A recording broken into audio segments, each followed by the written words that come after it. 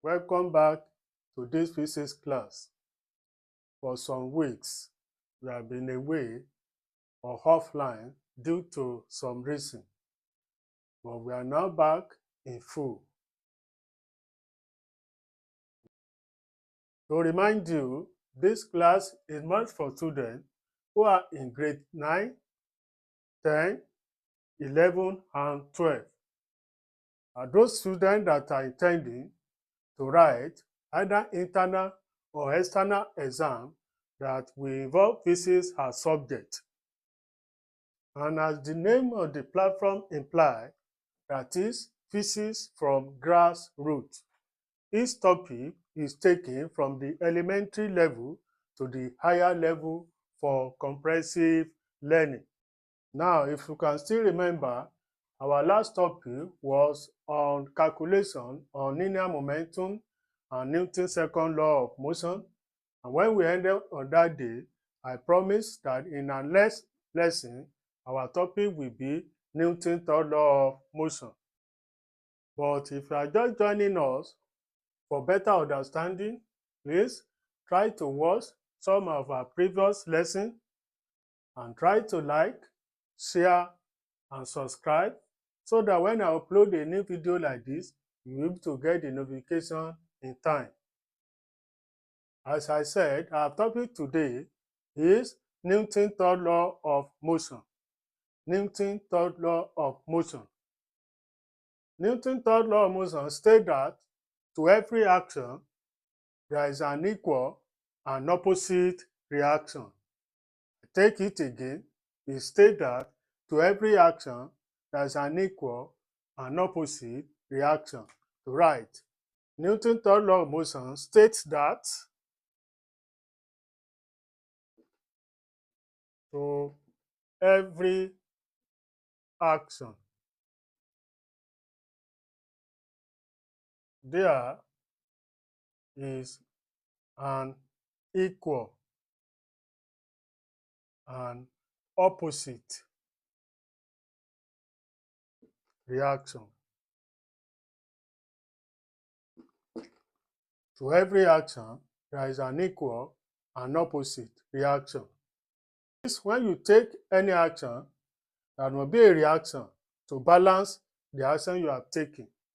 A typical example is when you sit on a table, your weight will act downward, while the table also will act upward.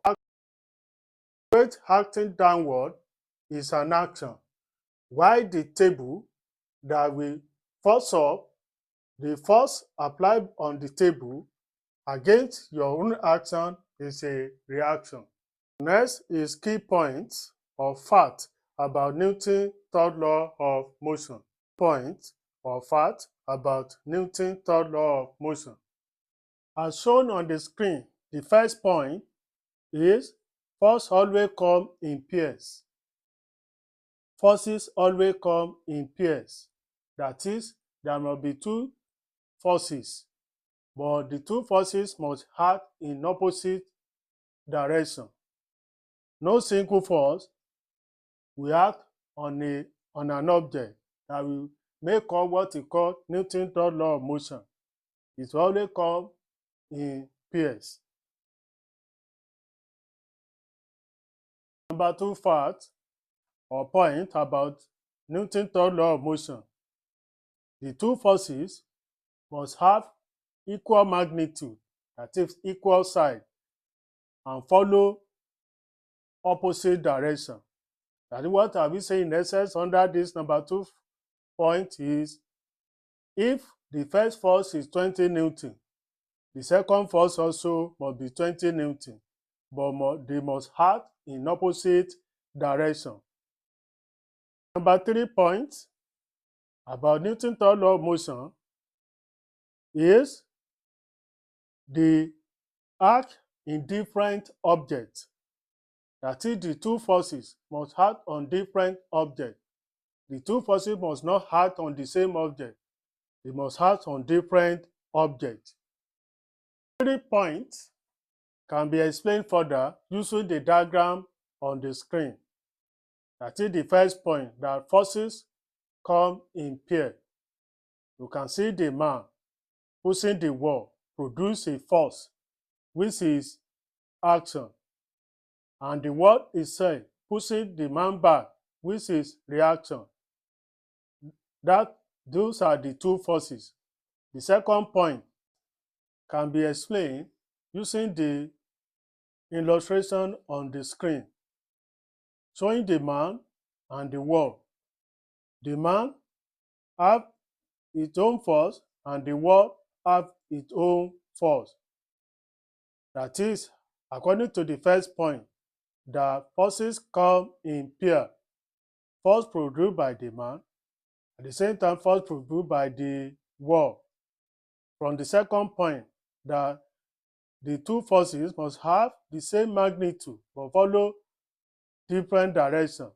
That is, the magnitude of the force produced by the man is equal to the magnitude of the force produced by the wall. That is why it is impossible for this man to push the wall and the wall will not be able to push the man back. But the direction of the forces, look at it with an arrow. That of the man facing east direction and that of the wall facing west direction. That is, the force produced by the man is reaction. That of the wall, the force produced by the man is an action. That of the wall is a reaction. And as I said, that it produces some different objects. That is, the man as an entity, wall as an entity, making two objects. Then, according to the equation under this picture, you can see that the force produced by that man, for this man, is F1. That of the wall is F2. According to the statement, F1 is equal to F2, but follow different direction. To indicate the different direction, the force of that man is positive, while that of the wall is negative, just to indicate the direction of the force. Now the next thing is examples of Newton's third law of motion. Examples of Newton's third law of motion. The first example here is walking. Walking. That is, when you walk, you obey Newton's third law of motion. You push backward on the ground, and the ground pushes you forward with an equal but opposite forces. By the time you push backward the ground, that is action, and the ground pushes you forward, that is reaction. That is, the law has been obeyed. That is, to every action, there must be an equal and opposite reaction. You push backward the ground when you move, and the ground pushes you forward, then with an equal but opposite force. So the laws have been obeyed.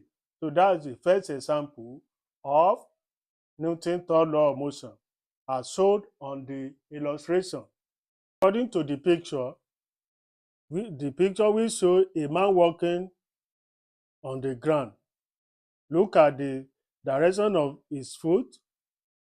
Force on the foot is reaction, then force on the ground is action, as explained before. Next example is rocket propulsion. Rocket propulsion. A rocket expels gas downwards. That is action. And the gas pushes the rocket upward. That is reaction. That is, when rocket moves, the rocket expels gas downward. That is action. And the gas pushes the rocket forward. That is reaction. Shown on the screen. Look at the rocket. As the rocket moves up, force on the gases is action, and the gases move up the rocket. That is a reaction. Next example, which is number 3, hammer hitting a nail. Hammer hitting a nail. But on hitting, that is action. To balance the force, the nail also will hit up the hammer. That is reaction. Then the Newton's third law of motion is complied. As illustrated on the picture shown on the screen, you can see when the hammer hits the nail, that is action, and the nail now push up the hammer, that's reaction. Number 4 example is book on a table. Book on a table. The weight of the book will act downward, that is action, and the table surface will produce a reaction to balance the weight of the table. That is the reaction. So the weight of the book will act downward. It's as if when you are sitting on a chair, as I explained from the beginning, your weight will act downward. That is action. To balance your weight, the chair or the table also will act upward to produce a reaction. When the reaction and the action are balanced, then we're able to sit down conveniently. So also, when you have a book on a table, for the book to be in equilibrium, the weight will act downward, which is action. The surface of the table also will produce a reaction to balance the weight acting downward. So when the two forces, that is the weight and the reaction produced by the surface table, are equal, then the book will stable on the table. That is when the weight acting downward is equal to the reaction of the table acting upward.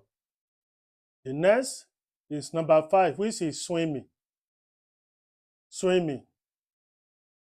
A swimmer pushes backward on water, that is the arms and the leg of a swimmer pushes backward on the water. That is when a swimmer is on water, the arms and the leg of the swimmer pushes backward on the water. That is the action. To counterbalance this action now, the water pushes the swimmer forward. That is the reaction. As illustrated on the picture, the arms and the leg of the swimmer pushes backward the water, while the water pushes forward the swimmer.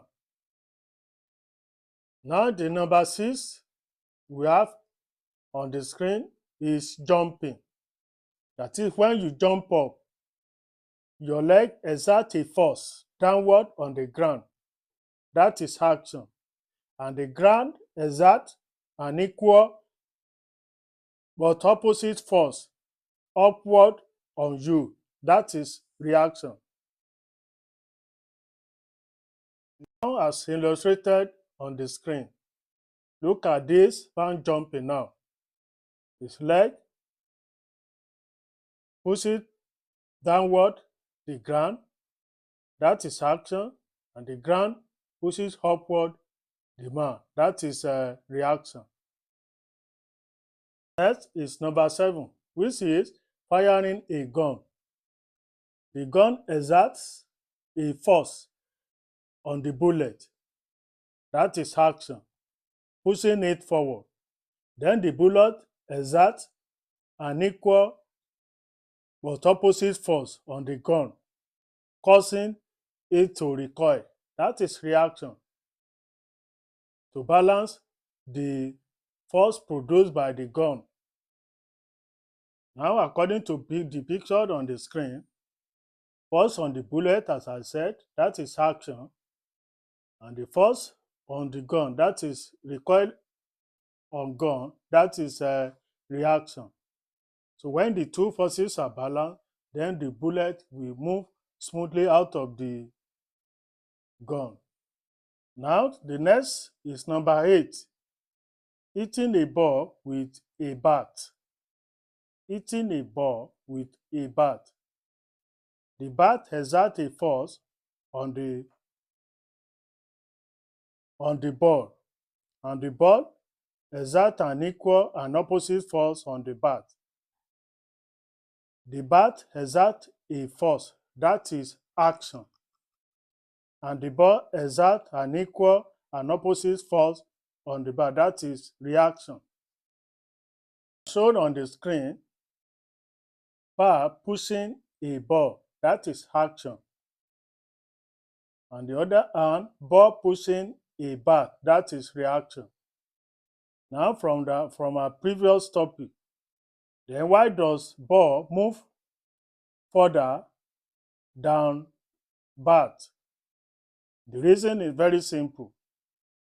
For ball, the ball will have little inertia.